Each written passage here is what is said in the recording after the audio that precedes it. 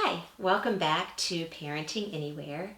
And tonight I'd like to share with you a little bit about the importance of helping each other in this big business or this big job of parenting.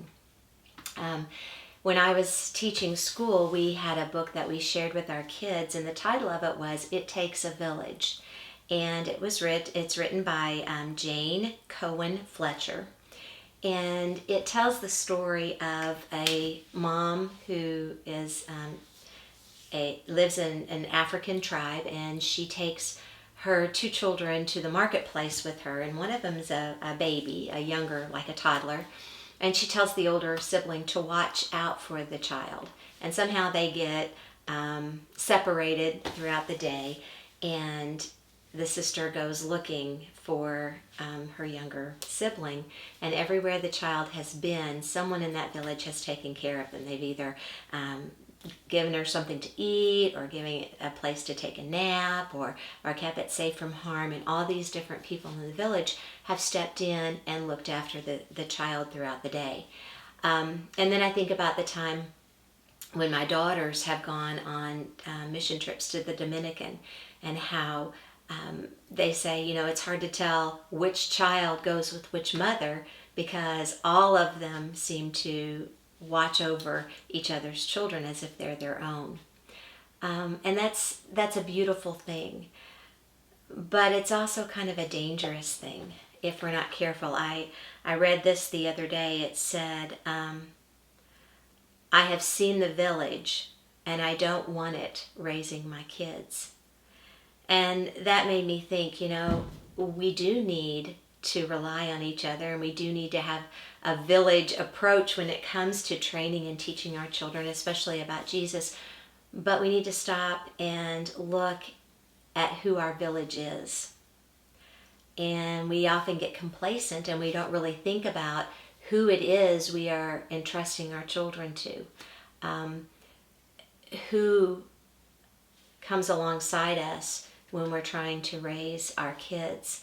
And lots of times we leave it up to any adult, like a coach or a teacher, or someone who helps with music lessons, or whatever, any other adult around. But you need to examine those adults in the lives of your children and make sure that they are the quality adults that share the same morals and values that you do, that you want instilling into your children. So it just kind of made me stop and think when I read that. I've seen the village, and I don't want it raising my children. And I really want us to stop and think, what village are we a part of? And that doesn't just mean who's coming alongside of us and helping us raise our children, but who are we stepping into and helping raise their children as well. It's tough. Being a parent, especially in today's world with all of the challenges that confront us, we need each other. But we need to be intentional. I use that word a lot. And we need to be very selective in who we decide to make our village, because our children's lives are at stake.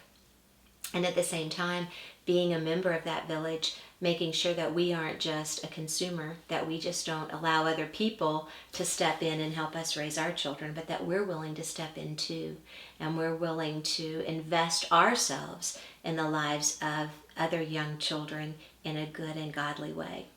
So I challenge you just to stop and think, who is my village?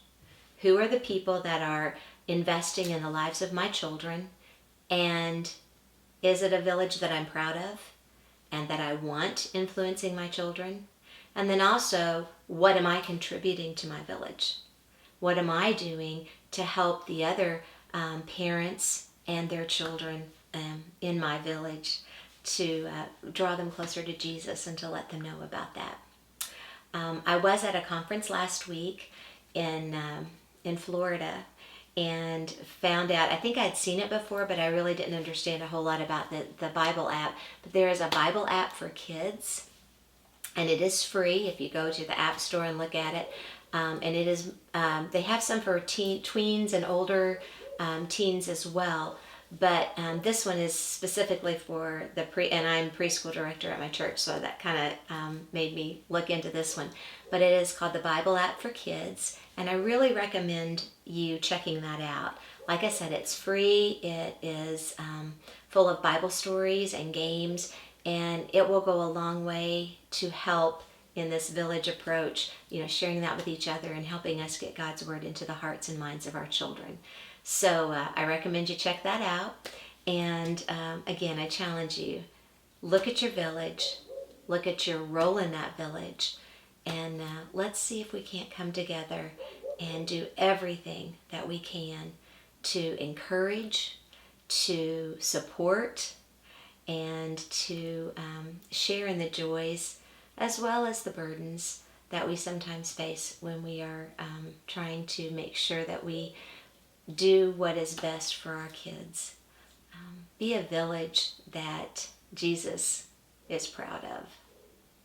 I'll talk to you later. Thanks.